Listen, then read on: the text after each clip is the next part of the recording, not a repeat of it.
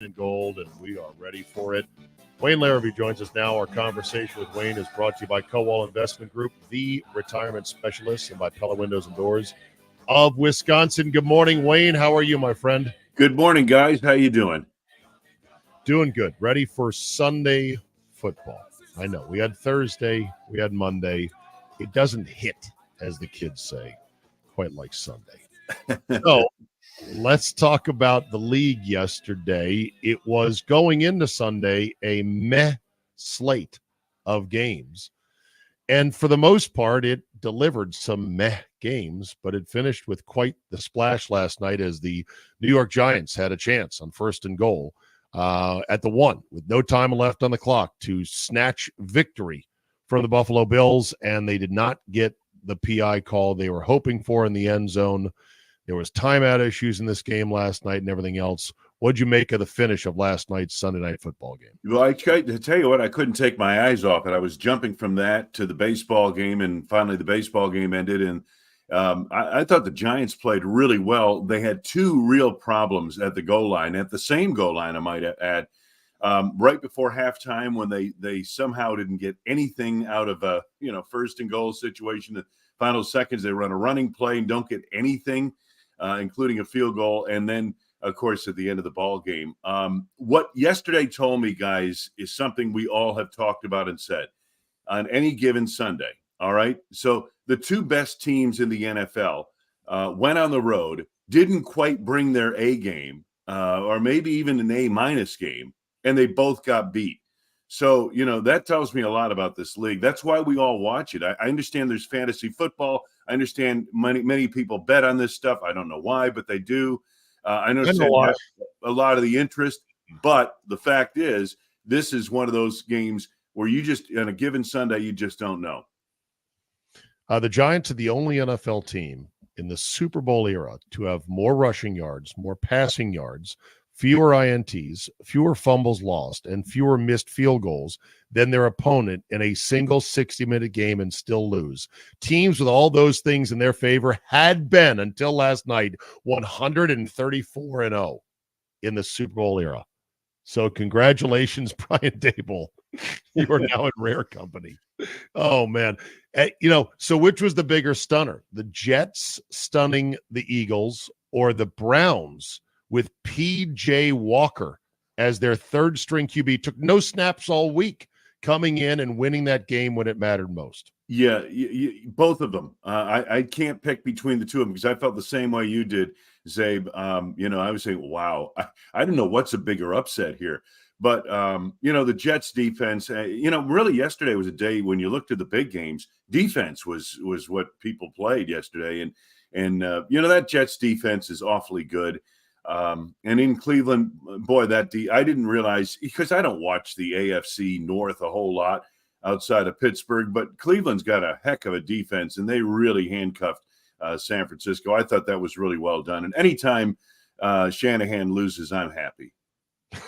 We'll get to that because we've had this conversation before. But before we get to that, when you look so far at the NFC, you've got the Eagles, 49ers, and Lions. They're 5-1. Then you've got a pack that is sitting there at 3-2 or 3-3. And then you've got your Green Bay Packers sitting there at 2-3. A huge one coming up Sunday. After the loss to the Raiders, there are a lot of people that were negative. Oh, the season's over. But you look at this and the way the NFC is built, like this Packers team, if you get one on Sunday, you're right back in the mix of all of this. Yes, the division 5-1, but the pack of teams that are there, like, you are totally in play to still be able to kind of maneuver this. You've got the Buccaneers 3-2, Seahawks 3-2, Cowboys 3-2, Rams 3-3. Like, there is that group there. So just talk about how that all kind of plays out for Green Bay, because this season is still very, very in the mix. Oh, yeah. You know what? I get the feeling maybe more so than other seasons where we're not seeing the separation of the middle level of the NFL that we've seen in the past at this time of year. In other words, you're right, Butchie. There are a lot of teams in that 2-3 to 3-3 mix in the NFL, and a few of them are going to go to the playoffs. There's no question about that because they have to. They're just the sheer numbers. Yeah. But I think that's what makes this game so important for the Packers. They played one game, guys, in 3 weeks is almost 3 weeks. They will have played one game. So, this is where, okay, hopefully they've been able to collect and gather themselves and come back with an idea and a plan as to how they're going to have to go about winning games this year. I think the one thing for the Packers, Butchie, is the game important? Sure. And when it makes them 3-3, they're kind of back in that mix. Yeah. You're exactly right. But how do they do that? And that's what I think we all need to figure out as we go forward. You bring that up. How Where do do you we do it?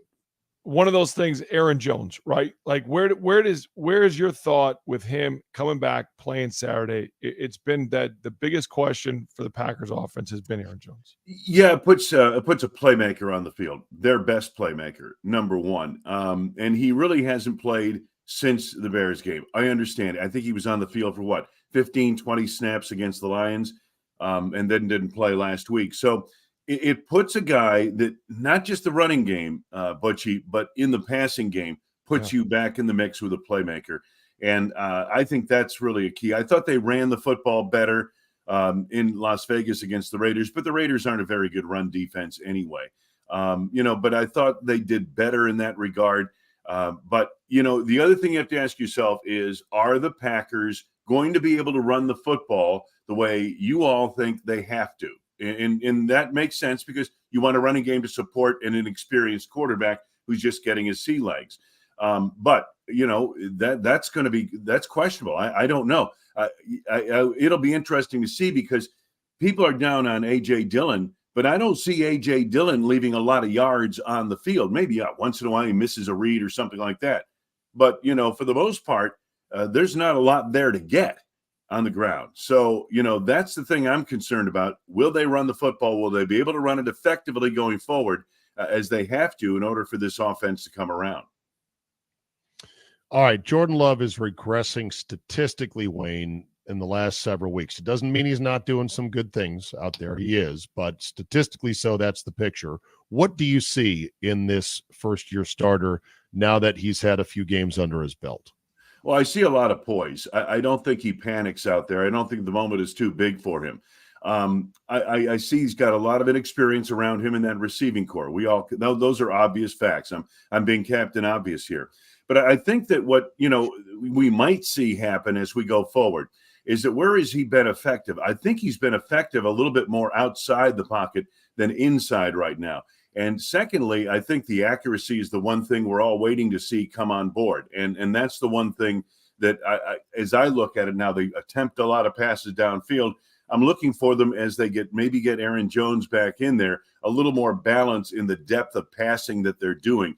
And I'm also looking for them to get this kid out on the wing where he can make a decision. Maybe they reduce the size of the field he has to read by rolling him out, which means you basically come into one half of the field. But on the other hand, also giving him an opportunity, if it's there, to use his legs.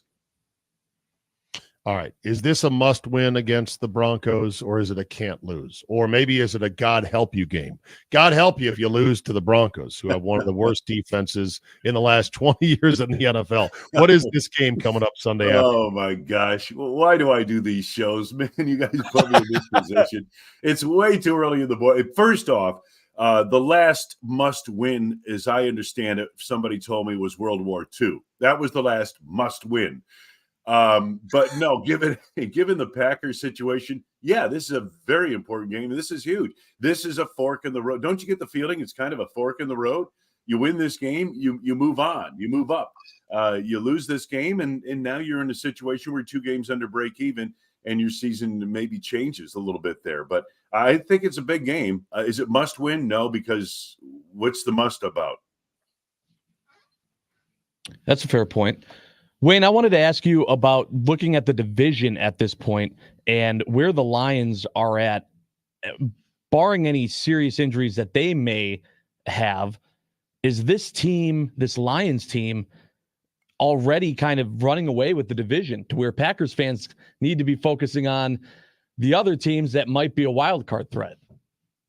Oh, I think the Lions, they are what they are. And we all saw that. Now they have injuries too. And, but the momentum they're playing with, the confidence they're playing with, the talent the young talent they have on that team. I mean, what they're getting from their draft is just amazing. That Laporta kid's the best rookie tight end of the league and one of the better ones in the league.